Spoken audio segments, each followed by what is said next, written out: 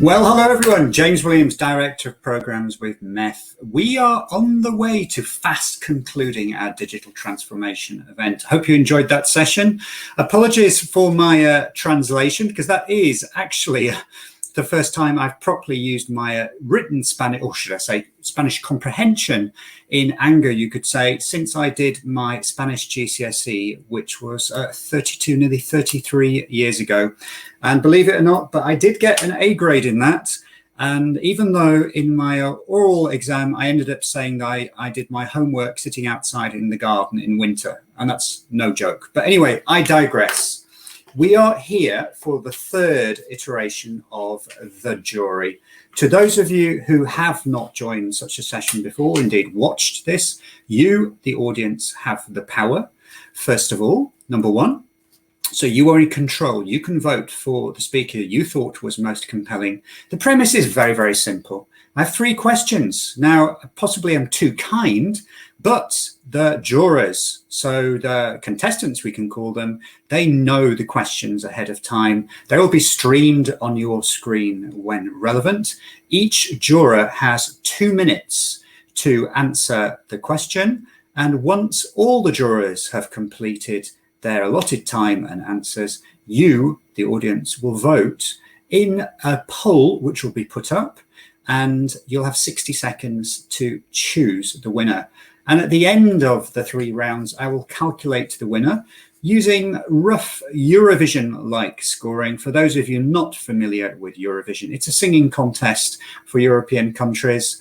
UK did not do phenomenally well. They got precisely 0 points. And but I'm pleased to say that today we do have a participant, and we're actually potentially 2, but I'm going to say 1 participant from the UK, and it's impossible for you to get 0 points. So you're automatically going to be doing better than the UK in Eurovision. So now, without further ado, I would like to very much warmly welcome my first contestant. That is Scott Heimes, who is the Chief Marketing Officer of Zipwhip. Hey, Scott. Hey, hi. How's it going? I'm doing all right, thank you. I'm doing all right. A fairly large announcement for you. That was last week, wasn't it? It was, yeah. It was a very exciting time. So we're excited about the future and the potential of the combination. No problem. Could you, for the uninitiated, because there are going to be some people who don't know who Zipwhip is, who are Zipwhip, and what was I just talking about to you just then? Well, Zipwhip is a business texting software and API provider located in the United States, and we primarily operate in the United States, but have also recently expanded into Canada. And the announcement is that we announced that we are being acquired by Twilio. And that, working through the details toward a close, but we're very excited about it. It really combines 2 really powerful messaging companies in the United States and allows us to expand aggressively around the world. Fantastic. I couldn't have said it better myself. That's true. Thank you very much.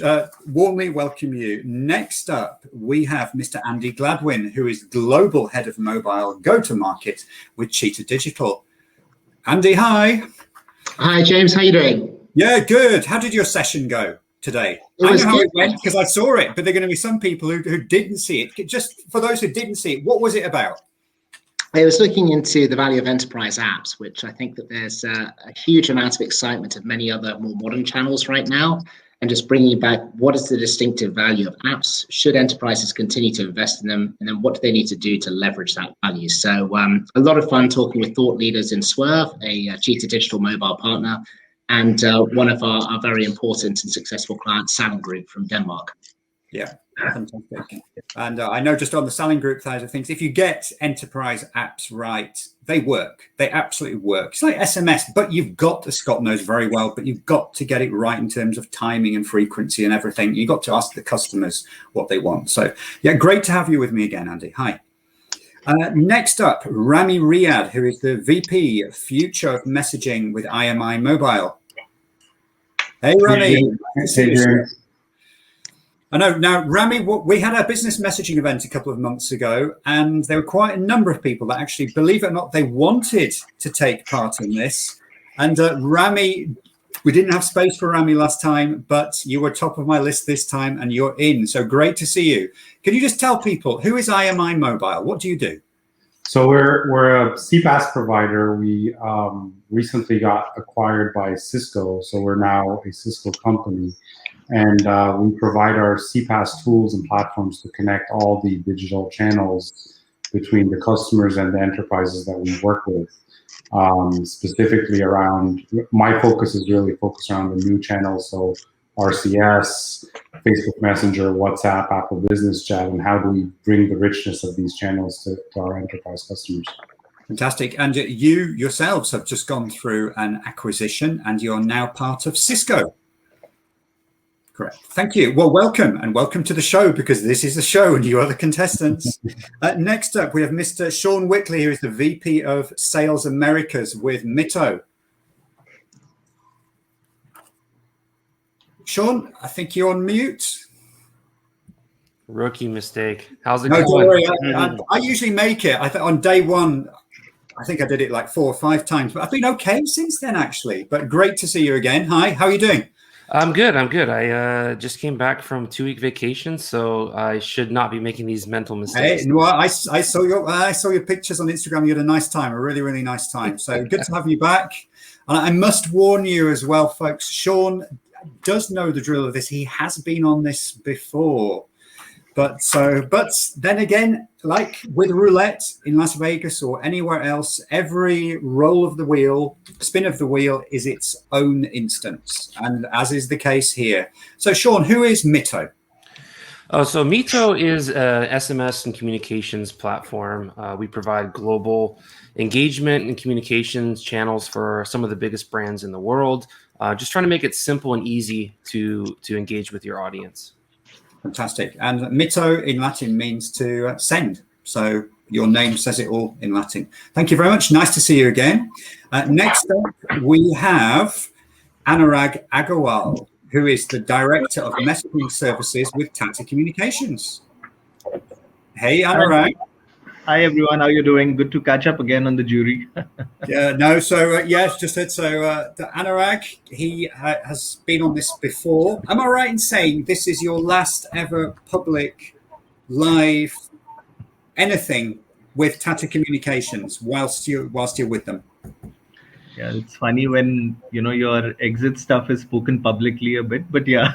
So this session is going to be a little extra dear to me. It's the last time I represent Tata Communications in an event, and but I do plan to stay in the industry. So I hope to keep troubling you all in other places and in other shapes and forms. But thank you so much for having me here today. No problem, Anurag. Now, I did want to say that because you've done so much for MEF as well. You have been a MEF board member, extremely active, and it's only fair that we do say that. And I congratulate you for being so active, because that's what MEF is about, active members. And next up, we have another supremely active member. So active, he actually liked it so much, he's actually going to be doing some stuff with us. And he didn't buy the company. It's like Victor Kayam, the razors. I liked it so much I bought the company. But Mitch Cutmore, and I'm classing you as from Brazil, even though you are from the UK, Mitch. But for today's purposes, you are from Brazil because you've been in Brazil. Is it 7 years now? 8 years? Yeah, 7 years. I mean, if a Brazil classification helps me to escape the 0 points history of the UK, then I'm fine with that. I'll take it. Okay. So you can see here, Mitch, he's got MEF there. So he'll be doing some stuff with MEF. Mitch joined, it's fair to say, Telefonica on straight out of university, didn't you? You joined Telefonica straight out of university, and fairly soon was deployed over to Brazil, and where he stays. And he's recently left Telefonica. He's joined Global Teleconsults as a consultant. Unsurprisingly, you're going to be doing stuff in the messaging domain. So we'll be seeing him elsewhere as well. And he'll be helping MEF with some business development-like things, actually business development within the Latin America region, Brazil in particular. So a very warm welcome to you, sir. Thank you, James. No problem. So we have 3 questions. Hopefully that's not a surprise to any of the 6 contestants here. And if we can have the ticker, please, with question number 1. Thank you very much. At what point will digital marketing topple traditional marketing? And in my mess of Post-it notes, my usual mess here, I'm just going to pick one. And do you know what? Last in, first out. Mitch, your 2 minutes starts now. Go on then. Okay, so when we talk about toppling digital marketing, I kind of think that gives us an image about kind of push and shove, right? So we've got two opposing forces. Whereas actually, I think if you think back about, how digital marketing has grown, it's actually been more of a kind of like a parallel universe. So if you think about, let's say, a film like The Matrix, right? So for me, that's kind of how digital marketing has worked for a long time. So it's about how can we kind of fight for people's attention whilst they're plugged into this parallel thing called the internet. And actually, nowadays, what we're seeing is that these experiences are embedded into our daily lives. And so digital marketing, in fact, isn't necessarily pushing traditional marketing out of the way, but it's more kind of edging in. And looking forward to, a potential something like a toppling.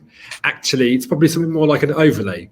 So rather than toppling, we're kind of looking at something more like an infiltration. So if you're talking about kind of films and sci-fi, it's almost like an alien invasion, right? So, and I don't think I've got a clear timeline for that, but I think we can say that as digital experiences become embedded in everyday life, actually, when we get to that digital overlay 24/7, that actually we could be looking in the next few decades, seeing that reality become ever more present. And I'll stop there.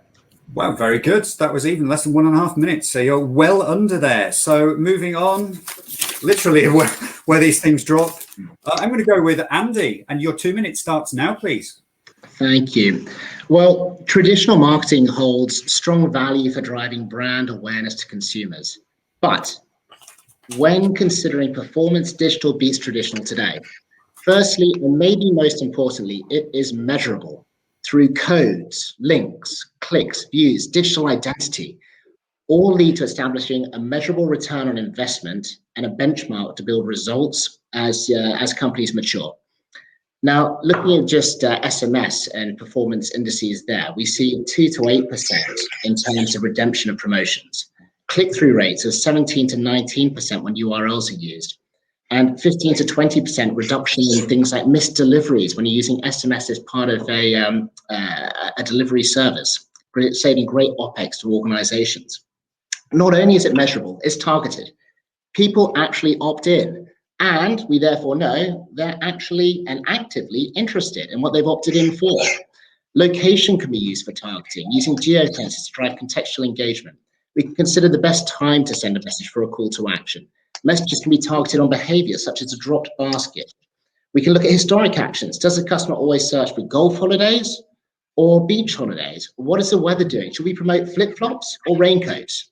It's personalized. It's personalized in two ways. We can provide first-party data showing information on a person's account, their loyalty tier, or recent experience. But we can also ask them for their own insights and preferences, what we call zero-party data. And from that, get much more better consensual targeting on ongoing communications. If content is king, then data is queen. And with data and the right technology, digital marketing can unlock contextual engagements that are personalized, targeted, and therefore have less waste and more impactful, and resulting in a better ROI than traditional methods. Thank you. Wow, 3 seconds under. That was 1:57. So, yep, you've done that one before. And next up, I'm going to have Mr. Sean Whitley, please. So your 2 minutes starts now, Sean. Great. So I'm going to do a little hot take here on this and say that digital marketing has already toppled traditional marketing. Now, I'm just going to take it from a specific angle to kind of state my case. When we look at traditional marketing, I'm not saying that there's no place for it, but when we look at how the pandemic has changed things, how everyone has a cell phone these days, I don't know how many people don't interact with a mobile or a laptop device at some point during their day.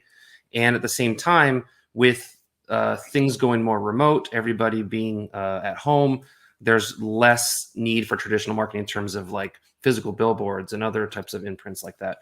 So looking at the channel now on the digital side with things like SMS, like Andy mentioned there, there's a much higher engagement, much higher rate of using a channel that the customer is actually on or prefers to be engaged with.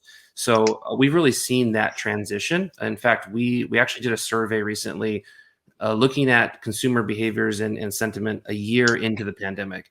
And over 50% stated that they are actually concerned that brands will shy away from their digital engagement and the digital customer experience because they've done such a good job rolling those out through the last year. And now they're concerned that they may disappear or have less investment. And that's obviously a big concern. And then 59% actually said that they prefer to be communicated with through these channels like SMS and chat apps. And so overall, I would say that with everything in the current environment we are globally, I think that my hot take would be that the digital marketing has already toppled it. And we're just going to continue to see that because of the data and the insights you can gain from it versus traditional marketing that you can't see. Perfect. Thank you. 10 seconds under. Very nice, Sean. Thank you very much. And next up, just my random post-it note stuff here. I'm going to have Mr. Anurag Aggarwal. And your 2 minutes starts now. Thank you, James. In the last jury, my rhymes went overboard. But then again, I thought, life is short. Why not have a little bit more? I realized that all of us have been kids at some point in time. What better than to have this session only in nursery rhymes? So here goes. Traditional marketing, it sat on a wall. Soon came digital, and traditional had a big fall. All the righteous marketers, all the branding men could not put traditional marketing together again. So if you ask me, when will the topple occur? I'll say it already has. The world went into a lockdown and everyone sat on their ass. Our eyes are burning as we stare blankly at our laptop screen. In this digital workspace, content is king, says my dear friend Andy Gladwin. Digital marketing offers what traditional marketing could not: personalized offers, campaigns, and even that effective chatbot. The days of traditional marketing are numbered. In fact, it's almost gone. As a CPaaS player, I hope I'm right. Someone who just agreed with me is my competitor, Sean. Thank you. Okay, that was Anurag Aggarwal. Different, well under, and thank you very much. Next up, I'm going to have Mr. Ramy Riad. Your 2 minutes starts now. Thanks, James. And agreeing with a lot of people that spoke right before me is traditional. The new traditional is digital. I think the concept of traditional marketing is being replaced by digital channels all around us. Interactive QR codes, that interactive billboards, and all the traditional channels that are now incorporating digital. And so I think that the topple already happened in a lot of the areas around us. And with traditional marketing, it usually used the spray and pray approach where it just addresses the masses. With digital marketing, we're now seeing the option that we're giving to advertisers and brands. They're targeting their audiences more effectively. They're measuring better engagement. They're actually measuring the return of investment on each campaign that goes out, so that the next one can always be better. So the bulk of the spending should be in digital if it hasn't already shifted from traditional to digital, and the topple already happened. Okay, thank you. And I think, Scott, it's you, sir, and your 2 minutes starts now. Sorry to say that I don't have any rhymes or limericks to add to the table here today, but you could do some rapping, Scott. I could do. It wouldn't be good though. So, you know, I have the same position that Sean does, that largely digital has already surpassed traditional in the marketplace. In fact, in the United States, digital 66% this year, I believe. It's about 50-50 globally, and I think next year digital will likely surpass traditional in terms of total spend because of the benefits that have been espoused already by others on the panel. It's highly personalized, it's contextual, it's super efficient, and has all kinds of advantages that traditional doesn't. And I think mobile will lead the pack in terms of digital. I think something like 240 billion will be spent on it this year. It's 90% of Facebook's revenue is mobile. It's a leading factor and it allows the delivery of that highly personalized contextual experience on the phone. I do think that traditional has a place, and the right kind of traditional creative can deliver a disruptive and breakthrough experience today, even more so because digital has become so prevalent. So when the right use of an out-of-home asset or a TV spot can really create impact and value and deliver ROI in a way that it hasn't maybe traditionally in the past. And traditional media is actually taking on the aspects of digital, allowing more personalization and contextualization to be leveraged by advertisers. So that's my prediction. Thank you. Thanks, Scott. So now, everyone, let me just check. I'm going to check, is the poll available right now?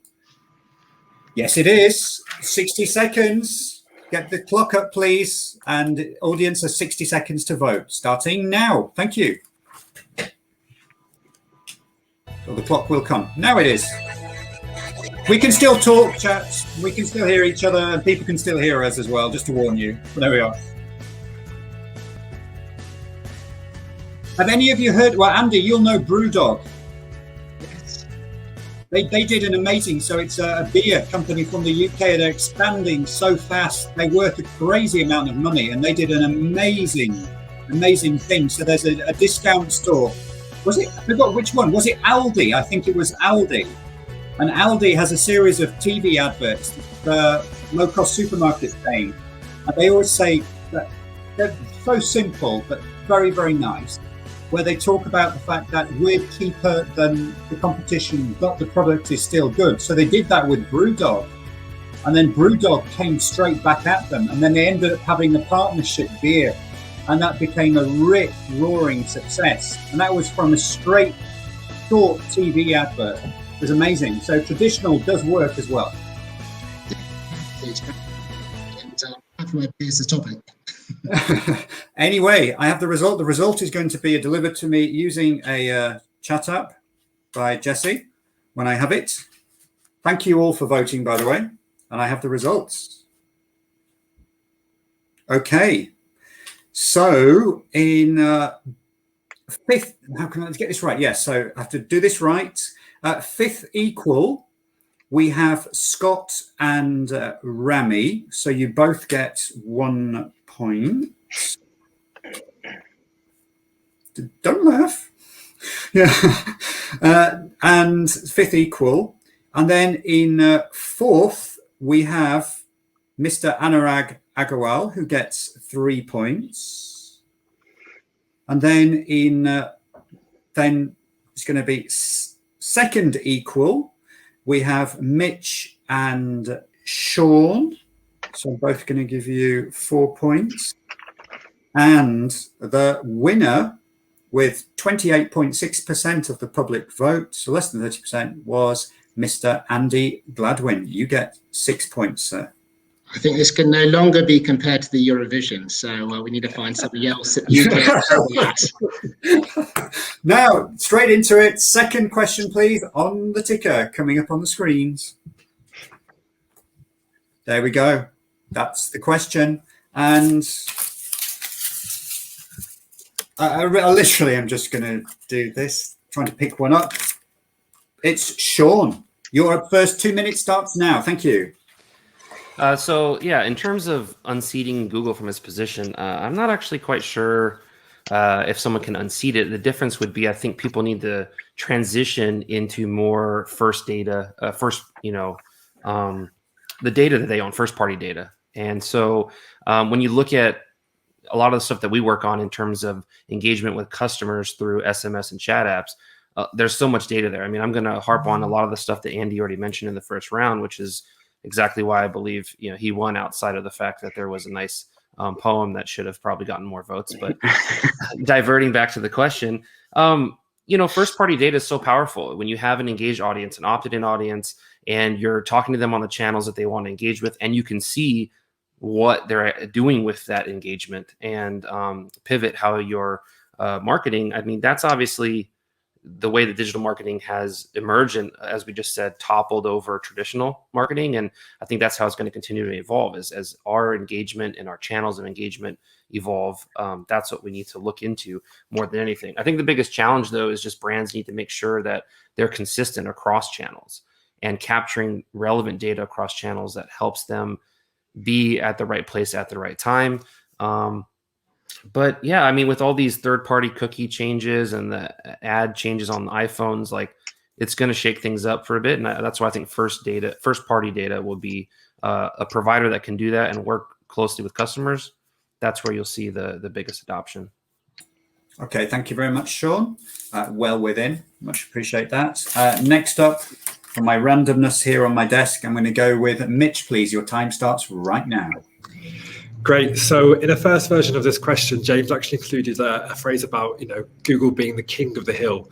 And that word king kind of reminded me of Game of Thrones and kind of how actually even the strongest can be unseated unpredictably and from unexpected directions. And again, kings, queens, monarchies. What happens to monarchies? They very often go through revolutions in aspirations for kind of a more democratic Republican society. So then I kind of think as Google divides and conquers its competition, is there an appetite for a kind of digital marketing revolution? And if so, where will that come from? Is it going to come from kind of the masses concerned about their kind of privacy and data concerns? Could it come from them being overpowered by other huge global companies like Apple? Or in fact, regulators? In any case, I think there are many directions from which Google could be unseated. Which one, we will find out. But I think history tells us that at some point, they will be unseated. Okay, very, very, very clear there. Very clear and well under with time. Next up, I'm going to go with Scott from Zipwhip, please. Your 2 minutes starts right now. I think it's pretty unlikely that Google's going to get unseated as the leader of digital advertising in the world anytime soon. Their market share is being impacted by Facebook's growth and also the rise of Amazon. Actually, in the United States, Amazon has almost 20% market share of search spend against Google's 50-some%, and it's growing really fast. It's the fastest growing search platform right now. And I do think that as Amazon scales and increases its reach, that it will put continued pressure on Facebook and Google. I do think that, as Sean was mentioning, that first-party data becomes even more important and more valuable over time, particularly as Google's announced its cookie policy and just the ability to track and target becomes less effective as the use of first-party data becomes way more effective and allows for highly personalized experiences through mediums like SMS, for example. I think overall privacy increases in terms of its importance, and all digital advertisers, Google in particular, need to find ways to address that concern from the marketplace. Thank you. Nice under time. And next up, I'm going to have Andy Gladwin, please. Your 2 minutes starts right now. So the answer is yes. Brands themselves can dismount Google. Google is a massive data company that allows brands to target segments of consumers across both its own media properties along with millions of other digital properties. But I'd like to share a great analogy by our head of content showing the difference between direct data sharing and tracking methodologies. So if I wanted to find out information from you, we'd have a conversation and string together a few questions and answers where you may share that you like eating spaghetti. And with this, I may suggest you try the new Italian restaurant in town. Now, another way that this could occur is me telling you, hey, I've been watching you at your home and at your work, and at lunch and kind of everywhere between. And I just want to know, is it true you like spaghetti? Now, you would be creeped out. And don't just take my word for it. Our Digital Consumer Trends Index uncovered that 52% of consumers think product recommendations from cookie tracking or similar is creepy and not cool. 27% of consumers have gone to the trouble of installing and blocking ad blocking tech, with 22% paying a premium for this service. With the crumbling of third-party cookies and the change in consumer behaviors, the Google model has diminishing power to personalize and target for brands. It still holds value for small to medium enterprises, but that is diminishing. The big change that we forecast is for brands to be empowered by taking direct ownership of data acquisition, insights, and data management, where they can leverage this asset within their own direct engagements or choose to use it on their terms in other environments, such as Google, Facebook, and Amazon. So for brands in the future, when they see Google, dare I say that they should hear Google. Thank you. Gladwin, thank you. I have a feeling that could become a panel in the future at some MEF event or other. Excellent. So thank you. Next up, I'm going to have Ramy Riad, please. Your 2 minutes starts now. I think a lot of valid points have been raised, and it really, Google has an undeniably large market share in the digital marketing world, and it comes down to two things, I think, and Andy said it really well about first-party data and brands taking ownership of their own data and using it, especially in the new digital channels that are emerging in chatbots, communicating it. You don't want to introduce the creepy factor back into the conversation. You want to have that engagement with the consumer. One thing that could really move Google's position or unseat them from that king position is if there's ever a slip up or an exposed or data is exposed inappropriately, whether it's sharing the wrong way or is it farming the user data in a way that opens up and exposes user data in a way that's not intended to. That could be, and we've seen a lot of swirl around that, how data shared with other parties without the user's consent raises a lot of questions, and that can definitely change the model and unseat Google from their position. So first-party data, brands taking ownership of that data and starting to use the conversations with their subscribers to offer more related and more direct offers to what the consumers is really looking at. And then if there's any slip-ups that may occur, that could really unseat Google from their position. Thank you very much, Ramy. Well in time, 1.5 minutes. Thank you very much. And that leaves Anurag, and your 2 minutes starts right now. Thank you, James. Baba Black Sheep, is Google your name? Yes, sir, yes, sir. I put all other marketers to shame. I work for my master. I don't have a dame. I have one big competitor, and he lives down the lane. That guy's name is Facebook, and he's one mean guy. Some think he's a friend. I tell you, he's a spy. In today's world of digital marketing, privacy is anyways a lie. For further insights, refer to what my co-panelist said, Ramy from IMI. WhatsApp has penetrated markets. It has the appeal. My friend Mitch agreed with me. That's what works in Brazil. Google touts RCS, but I don't know when will it grow. Since we are quoting Game of Thrones, I'd say you know nothing, Jon Snow. My final thoughts, Google is not the king of the hill. He's a big player at best, if you will. There are other players growing in size. Whoever understands the customer best will take away the prize. Thank you. Yeah, bad host. I should retain composure at all times. But there we are. I think his skills are lost on the messaging industry. Thank you very much, Anurag. Anyway, audience, it's time for you to vote. Let me just check to see.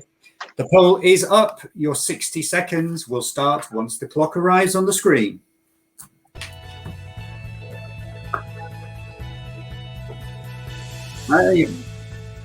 That guy can think on the move. Anurag, you'd really can. There we go. James, since you're making this event such a big thing now, you need to start having some prizes also, buddy. Yeah, I know, but I keep going back to Latin at school. I had a really terrible Latin teacher. He was called Raymond Shaw Smith. And even in winter, he opened all the windows. So you're freezing, absolutely freezing cold. You sat on your desk and you went round the class. And when you got a question wrong, you had to sit down. And the last person standing, if you want to euphemistically call it that, they got a blank piece of A4 paper. And that's why I really didn't like Latin, but I really wish I did, because I ended up doing English, French and German A-level with a Spanish GCSE, and Latin would have really helped me. But yes, I think we can do better than a piece of A4, but I don't know what. And we need to have this in person at a MEF event as well.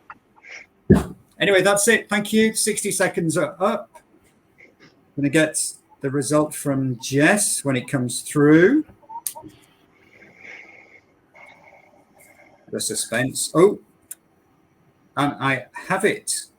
So all I can say is we have a different winner on this round. So with 1 point, we have Ramy Riad. With 2 points, we have Scott Heimes. With 3 points, we have Mitchell Cutmore. With 4 points, we have Andy Gladwin. With 5 points, we have Sean Whitley. And the 6 goes to Anurag. But this doesn't just 6 people voted for him or anything like that. There are a lot more. So at the moment, we've got Andy with a total of 10 points, Anurag with 9, Mitch 7, Ramy 2, Scott 3, and Sean 9. So it's close. And very, very close. Andy is pipping Anurag and Sean by 1 at the moment. Going into the last round, contestants. If I can have the please. There we go. You read my mind. Very simple question. Is social media marketing evil? And I'm going to start this off with Sean, please. Your 2 minutes start now. Is social media marketing evil? I'm going to go with, as a consumer's perspective, absolutely. Okay, I have a horrifying story of, where the microphones are listening to you and all that. I wasn't even searching this. So my wife bought me like a gift for our anniversary or my birthday like a while back. It was like a special customized belt. I'd never even heard of this brand before. And fast forward 6 months, my brother-in-law is over and I'm telling him about this belt. And I say the brand's name once because I had to literally take it off to see the name because I didn't even know the name. That's how obscure it was. I said the name to him. He drove home. 30 minutes later, the first thing he opens up Facebook, first ad, that belt brand. And I'm not going to say that name ever again. That's just like ingrained in my head. I'm avoiding that at all costs because I just don't think that's right. So when you look at it from the consumer's perspective, I forget who it was that said it earlier that said that the sentiment's changed on that, and it's creepy. And you're absolutely right. It is so incredibly creepy that they're seeing this and trending it. And I just think it's tough. It's a tough balance because there was like 4 billion people on social media last year, and it's a huge audience, and it does actually get engagement and purchases. It's effective. But I think the sentiment's changing, and businesses and brands need to change as well and look at other channels that they can engage with. I'm just going to give you that story, and I'll just leave it there for my pitch. Okay, I think that's very, very clear from that perspective. Thank you, Sean. Next up, I'm going to go with Ramy, please. And your 2 minutes starts now. Yeah, social media marketing is definitely creepy. And the creepiness level is trending upwards. So with all the microphones really around us, it's just going to get worse. And I think, in my opinion, if there is no change of how this is trending, users are going to start shying away from interacting with it. It is highly effective, and there is an opportunity for social media marketing companies to use this data in a better way to avoid the masses exiting or running away from it and shutting off the consumers. If used in the right way, protecting the user's privacy and data and not raising the creepiness level, then definitely it has a chance to remain highly effective. Okay, thank you very much, Ramy. Next up, I'm going to go with Mitch. Your 2 minutes start now. Yep, great. So I agree. So social media, being a social media user is kind of like being a teenager being chased in a horror film, right? By a kind of villain who just won't give up, and these ads just keep coming after you at all angles on everywhere you go. But take a step back. What is evil? Who is evil? I think we're generally talking about people who are kind of acting out of extreme self-interest, greed or passion, these sorts of things. And I mean, if you think about superhero films, like often it's like the billionaires, the greedy billionaires who are cast as evil. So if we take that to social media, we I think need to split out interests or aims versus impact. And I think actually social media has good aims, right? It's about connecting people and all of the good stuff that it can do. On the impact side, a bit of a mixed bag. There are positive impacts, there are negative repercussions, and both at a society level and also for actual individual users' mental health, etc. So not evil by nature, however, potentially with some creepy side effects, to borrow that vocabulary from my fellow panelists today. Okay, thank you very much. Next up, let's go with Scott, please. Your 2 minutes starts now. Yeah, social media marketing is one of the great catch-22 conundrums in marketing right now. I mean, it's undeniable that social media has negative aspects to it. It's addictive.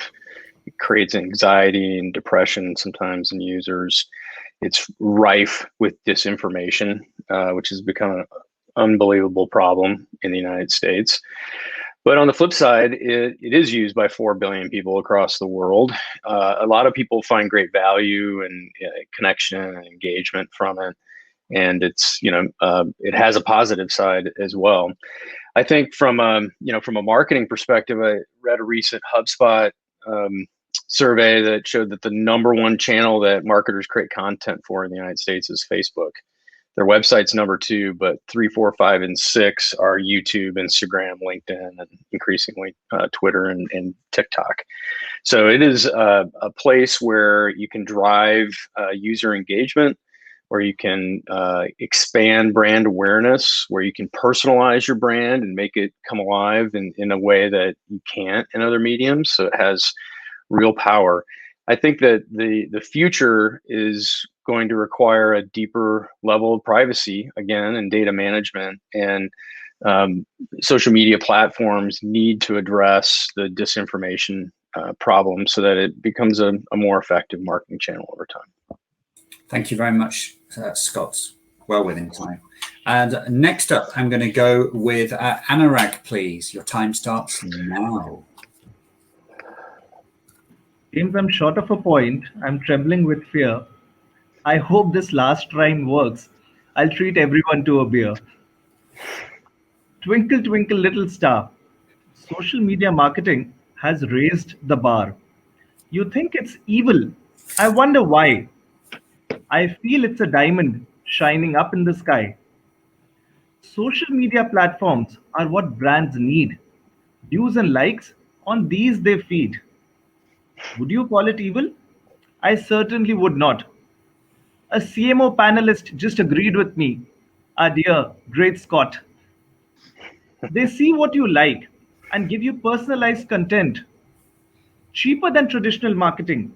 $1 versus a few cents. Brands can engage with their audience. They can constantly innovate. Social media marketing serves this option on a plate. As a marketer, I thrive on social media platforms because customized marketing has totally become the norm. I suggest you too become a part of this exciting journey.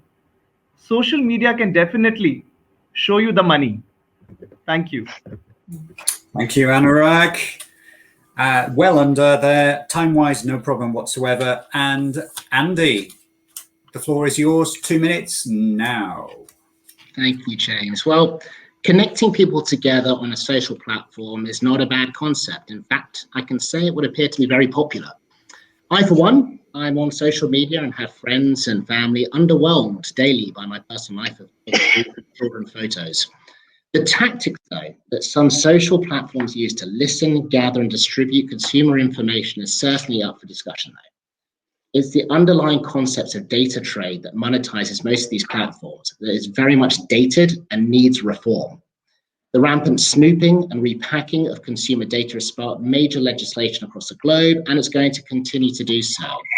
Customers as well, they're gaining awareness to this. They're evolving and reacting. 63% of consumers said they would like to buy from brands who do not advertise on Facebook. 65% of consumers do not trust social media platforms with their data. 79% of consumers would prefer it if brands pulled back on advertising on Facebook and instead invest in loyalty programs to reward them for their business. Do I think they are evil? No, but certainly unethical in some of their policies. But did you know that evil spelt backwards is live? And that is currently what they're trying to do, remain alive with backwards methods. I would say that the models used for these organizations to stay alive needs to be different from the aged, less sustainable models that they have spawned their success from today. Thank you. Well, thank you very much. And that's it. The poll is there. 60 seconds once the clock appears on screen. Remember, this is your last time, folks, to vote who you think did the best job on this question. Andy, I like that when you switch evil around for live. That was nice. Nice little touch there, sir. Yeah, I think that in terms of language skills, I'm certainly not in first position with someone else here, but every little helps.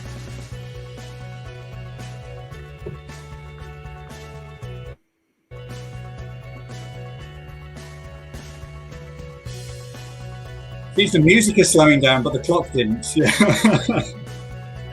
James, I suggest a 50% membership fee reversal for the winner.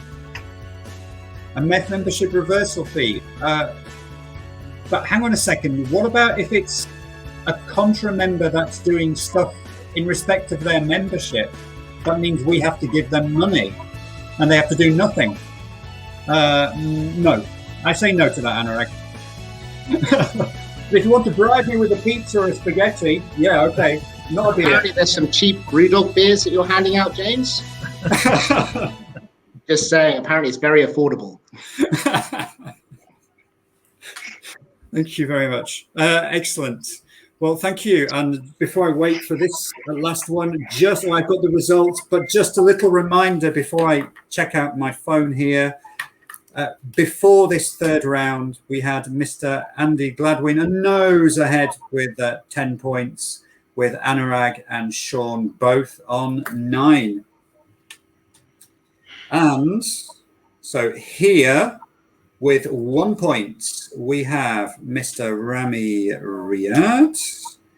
Let me get this right. With 2 points, we have Mitto Cutmore. With my maths here.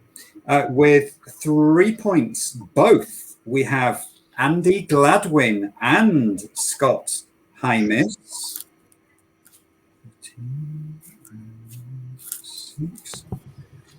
With 5 points. With 5 points, we have. What did I just say? I'm losing track here. Heimes. The suspense is killing us. Yeah, I know. I'm just sorting it myself. Andy Gladwin, correct. With 5 points, we have Sean Whitley. And with 6 points, we have Anurag Aggarwal, which means good 5 points, Sean Whitley, 14. Oh my gosh. So we have, going from in ascending order, we have Ramy, Scott, Mitch, and then it was 13, 14, 15, and then Andy, all changed. Andy, Sean, and Anurag by 1 point. 1 point in the end. You absolutely pulled it back. You shone, you crashed, and the Phoenix arose from the ashes. That's fair. Hey, and I owe everyone a beer now. Yeah, you do. When you see these fine folks here, physically, you absolutely owe everyone a beer. Absolutely. It was another losing to you, Anurag. Very well done. Very well done. All I can say is, hopefully, you all enjoyed taking part in the show. I know it's a little bit different from probably something you're used to, But at the end of the day, we were discussing some serious topics. These are topics that people are thinking about. Some people are saying possibly privately, and we're aware as a company, from a company thing, you may not be able to say, but this is all from a private perspective. It brings real extra value. Thank you, Mitch, for joining us from Sao Paulo in Brazil. Ramy from the East Coast. Sean from the West Coast of the US. Scott, likewise, from the West, a little bit further up. And Andy from the South of the UK. And Anurag all the way in the West in India. And Anurag, again, thank you very much for your MEF board member service and everything you've done. And to everyone else here, all of you who are MEF members, thank you for being so active. It's been a pleasure hosting this one. I hope you enjoyed this iteration of the jury and indeed all others and the event. And I now hand over to Dario Betti, who will close today and indeed the event. Thank you very much. Goodbye. Thank you.